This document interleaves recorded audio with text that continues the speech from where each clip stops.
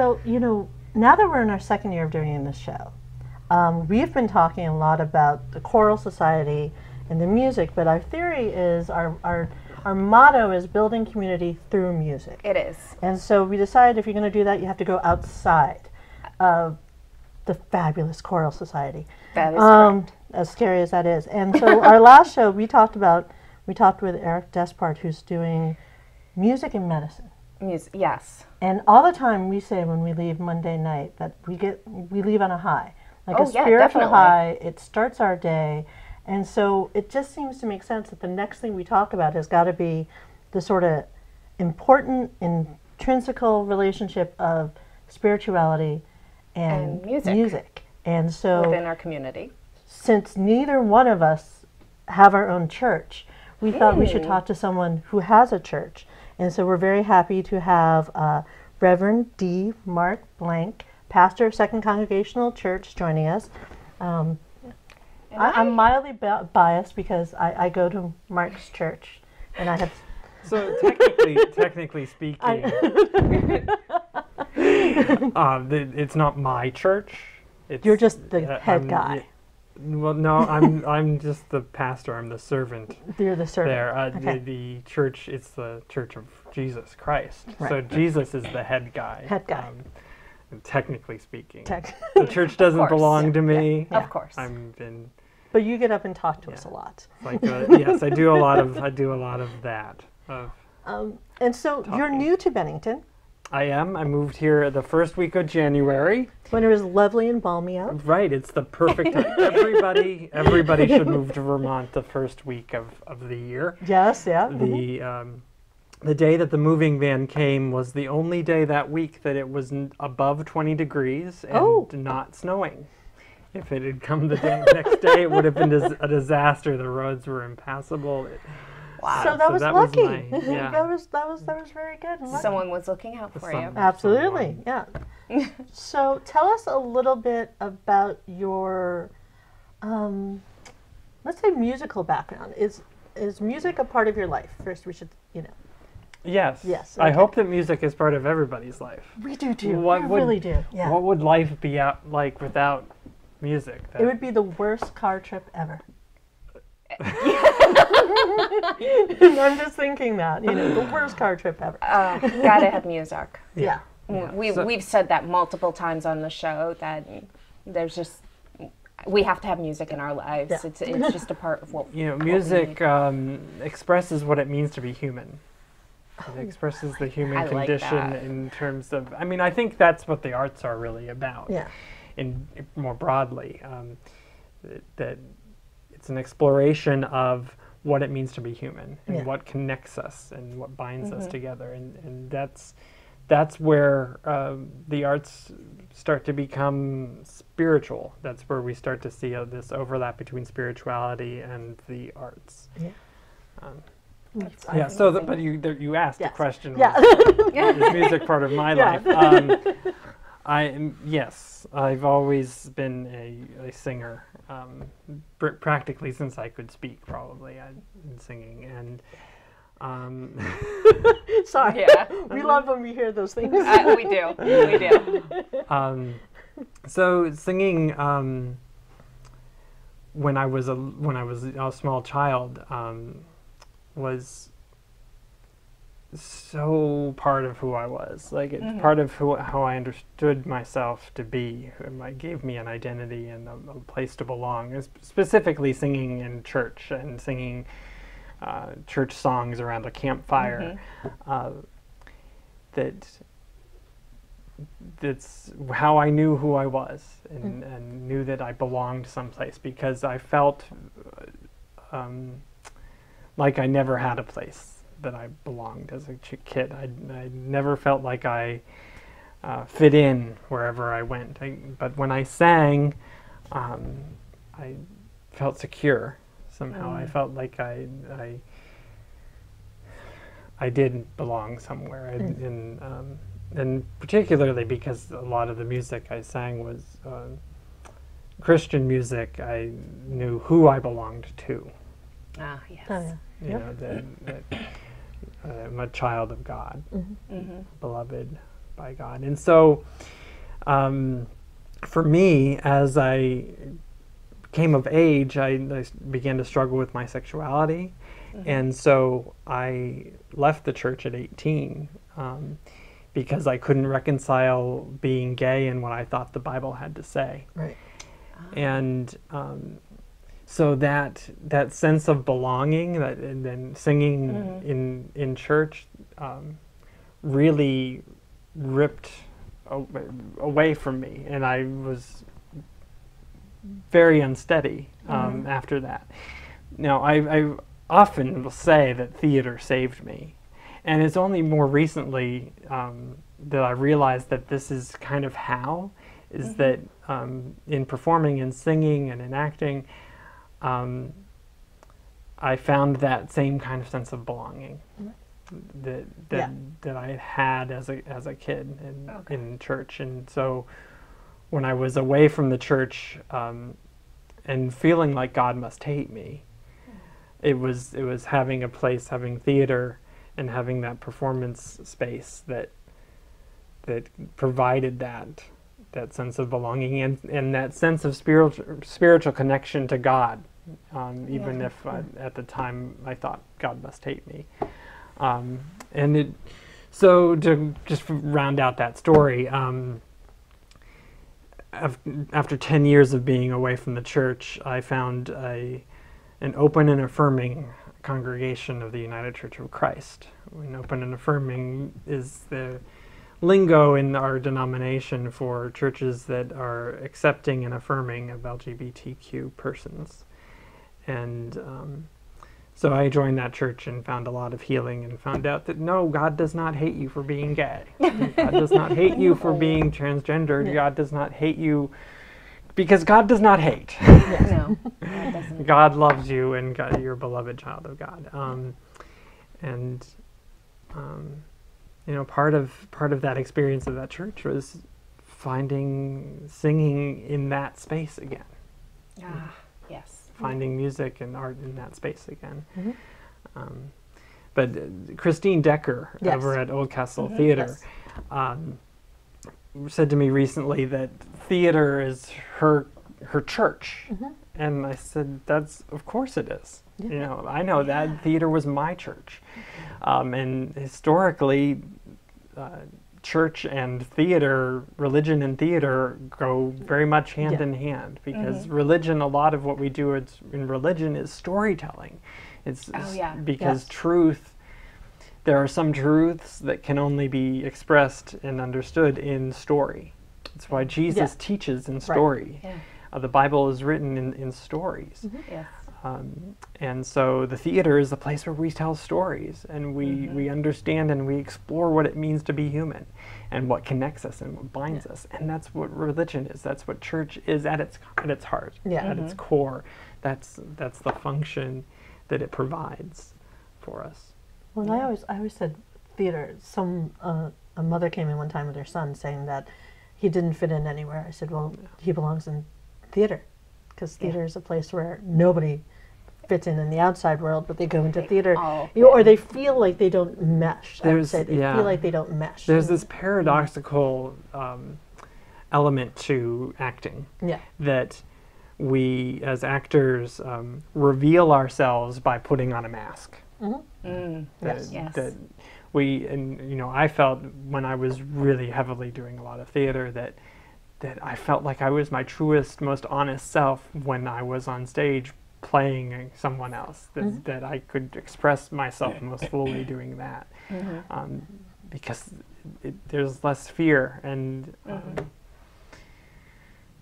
for me, the acting technique that I would use was very spiritually driven, that it was actively setting yourself aside, setting Mark and Mark's thinking over here to take on this character's thinking, and to do that as a gift for the audience, and to give from the heart. And so you're revealing what it means to be human through the prism that is you, because you're going to play the character different than anybody else is going to play that character. And so it's inherently your expression. Yeah. Wow. And from a religious, theological point of view, that's what our lives are. We are windows for God's divine light to shine into the world. And if God's light doesn't come through the window that is Trish, the window that is Jana, then that light from God never will enter the world. God's light enters the world through us, through creation. Yeah, I absolutely. love how you said that. I really do. It just, I like you, grew up singing in a church, and that's where I first started singing. My whole family, mom, aunts, grandmothers, uncles, great uncles. I mean, everybody sang in the church, and that's how I learned how to sing. And it wasn't until, gosh, my sister even brought it up the other day. She's like, do you remember your 8th grade graduation where you got up and you sang, I sang The Greatest Love of All.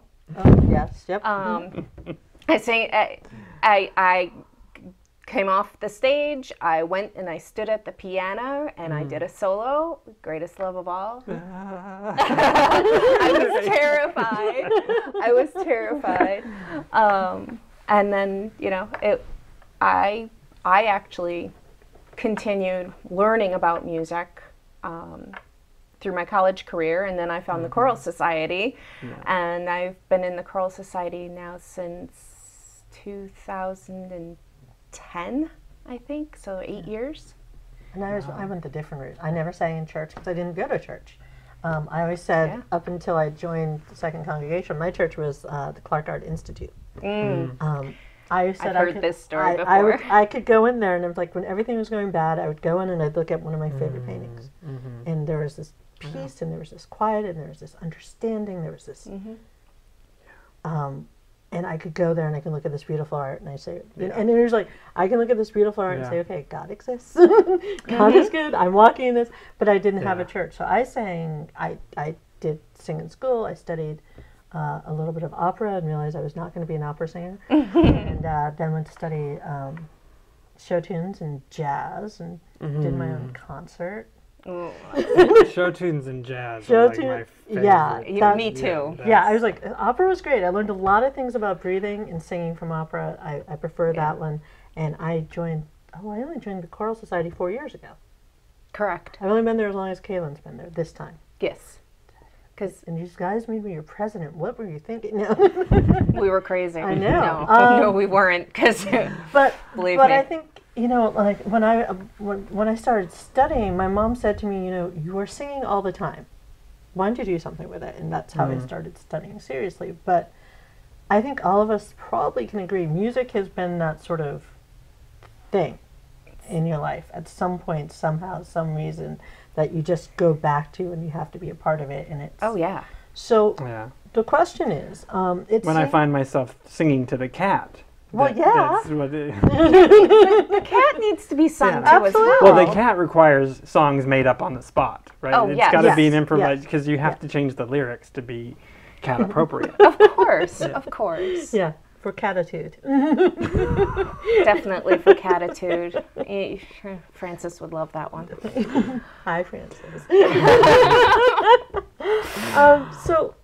So can we go back to what you were talking about? The church was the art museum. Yes. And I'm thinking about, well, I immediately thought of the water lilies in the Metropolitan Museum of Art, and that room is as holy a space as there is, and that when you're in there and you're looking at those water lilies, that absolutely, there's this peace that just descends upon you. But then I started thinking too that theaters and concert halls and museums, that these are sacred spaces. These are holy ground. You know, we should almost take off our shoes. That's what, when Moses approaches the burning bush, he has to take off his shoes because he's standing on holy ground. Right, yeah. That when we're in these spaces,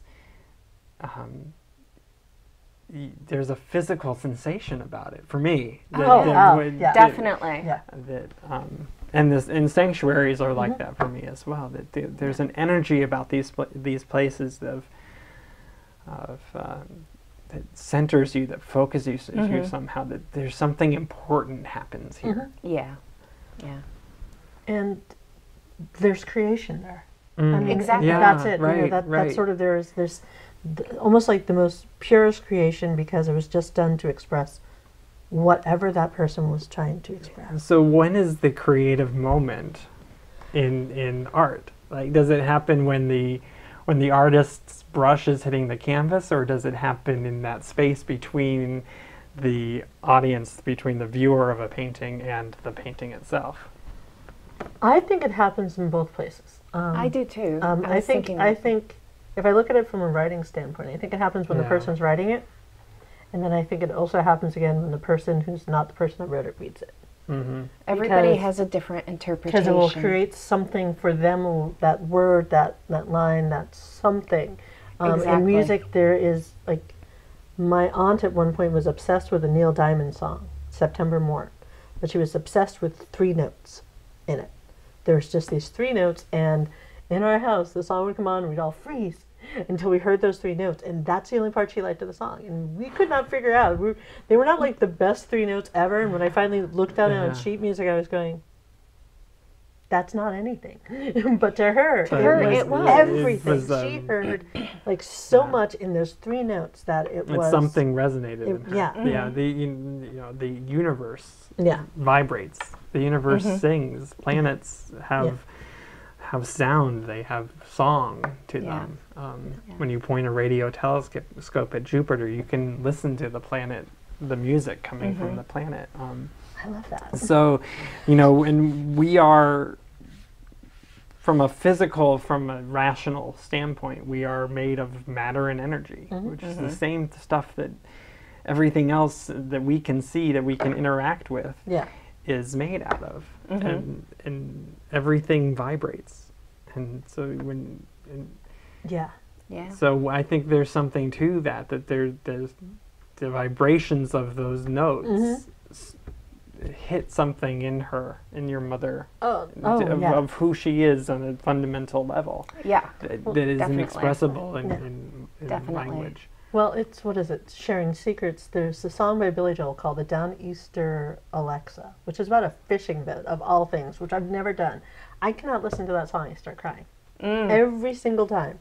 And so every single time that song just gets to me so much. Is it something about the words, the poetry, the lyric, or is it something there's a line about, if you see my wife, tell my wife I'm trolling Atlantis and I still have my hands on the wheel. And there's something very haunting about it. And there's something very feudalistic, very going up against the giants, not possibly making it back to keep your house, it's like there's a line like, I've got people back on land that depend on me. And I'm like, I don't commercial fish. I've never been on a fishing boat, but every time I listen to the song, I cry. And I'm like, and it's a Billy Joel song that's happy, hard beat, lovely, and it's like, but it's, and there's that, and I think it's that struggle. Are you listening to a song that has the struggle in it?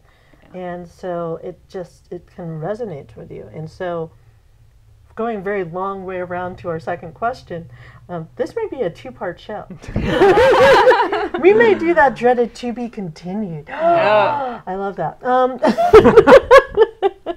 So let's see. I know you're not responsible for all religion, so I don't know how to phrase this question. Well, you could be if you want to be. I think I made it quite clear at the beginning of this conversation that I'm not in charge of anything, and that's for the best. Do you have a theory as to why music and spirituality, or like why is there something simpler. Why is there music at church? Why music at church? No, we got a high five on that. We did that like, together. I don't even know. That was amazing. So if we think about what does religion mean at its core, and my definition of religion comes from the roots of the word itself, to religion, to connect again, to reconnect. And that religion, spirituality is about being concerned with what makes us human beyond the physical and material. But what does it mean to be human? And religion takes that question and makes it communal. It makes it shared. So we have spiritual practices that we can do together, but religion is really something that you don't do on your own. Religion is communal, is walking together, because the journey is long, and so we come together. Jenna's smiling because that's a reference to a song we sang in church on Sunday. Yes. It's a very simple song that goes, "Come walk with us, the journey is long. Come walk with us, the journey is long." And to me, that's what true religion should be about. It should be about us saying to one another, hey, this journey is long and rough, and there are rough patches, and there are struggles, and let's do it together. Yeah. And so music is also something that connects us with one another. It because it expresses things that we can't really express in words about how we feel. And there are even music, even without words, speak to. It's those three notes in that Billy Joel song that just go right to your mother's core and fundamentally say something about who she is. And so church, is this place about coming together and reconnecting, and from a spiritual theological stance, most all religions teach that our connection with one another and our connection with God, we call it the horizontal and the vertical, they meet, and they're related to one another. And so how we treat one another and how we treat the rest of creation is related to how we treat God. That what we do to one another, we do unto the divine. In the Jewish tradition, when Moses encounters that burning bush that I referenced earlier, and he takes off his shoes, God says God's name. God reveals God's name, and it's unpronounceable. But so in the Jewish text it says, "I am the great I am." So God is being. God is the source of being, and so that we're in religion we're trying to reconnect with that source, which means that we need to reconnect with one another, and music is essential for us to do that. Yeah. Inside of church, outside of church. Outside of church. It goes back to everything that we've talked about, especially our last show with Eric, with how music makes us feel. While whether we're singing it or we're listening to it, and then remembering it. Yes, just remembering and he had, and how it makes us feel better, and his thing was it was healing. Right. It was a healing process for people, the way what he was doing, and I see that as bringing us healing, bringing us together as well. How certain songs speak to us in moments of our life, whether it's a breakup or we're mourning a death, or we've were a senior in high school that there's that song and you love that song for that moment in your life, and then later it will remind you of that moment, but it doesn't have that same pull for you. Right. Yeah. Or you don't really even want to listen to that song Yeah. anymore. There's a lot of a Rufus Wainwright Yeah. that I have trouble listening to now because there was some moment in my life where I was just listening to Rufus nonstop because Right. It spoke spoke to to me. Mm-hmm. And I'm not in the same place anymore. Right. And I don't want to be in that place. I don't want to slide back to that. I was going to say that was another thing. The memories. Yeah. Yeah. I have, my husband and I were listening to the radio over the weekend, and a few songs came on, and I just went, oh my gosh, this just throws me back to high school. Yeah. And for me, high school was Years ago. a while ago. I know, it was And for me It was too. yesterday. So I mean, how music can just bring you back to a specific point in time and Yeah. just bring back those memories, whether they were good, bad, indifferent. Right. Yeah. And I love how music can do that. Mm-hmm. It just has so many uses for Yeah. everything. And it does have uses as far as memory and helping memory. Once again, Helping, going yeah. back to Eric and the healing. Do you think that there is? What is it? How do I want to phrase this? I'm gonna keep going with it. Is there music that is solely secular? That is there music that you're like will never be in church because is Stay tuned. Keep coming back.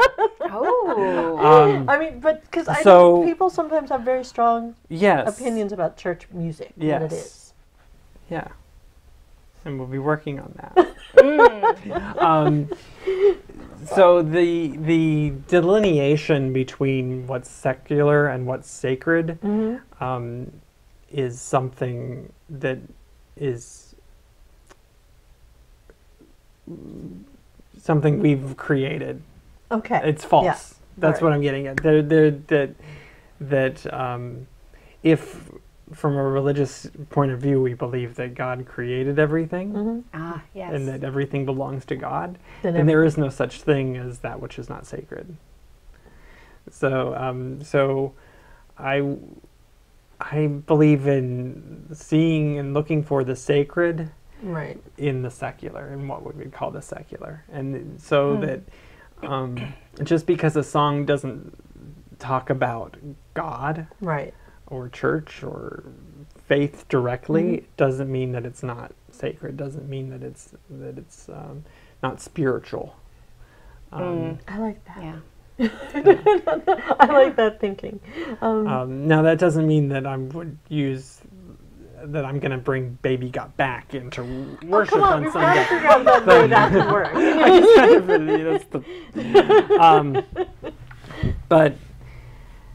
But there are things that are. I'd like us to see maybe that the what we consider to be sacred and what we consider to be secular aren't so distinct. Yeah. That there's the sacred in the everyday. Yeah. I like that. I remember one of the songs that were sung recently. Not recently. There's nothing recent in my mind. Beautiful Blue Boat or something like that we did at church, and it was like that was a that's lovely song. Gorgeous song. And I was like, this is just very soft and very comforting, and it was like one of those few times that I kind of wish I wasn't singing, because I just wanted to sit and listen to it. You just hit upon why I don't sing in choirs. See? I sang in choirs for a long time. Right. I really like being able to sit back and And listen. listen.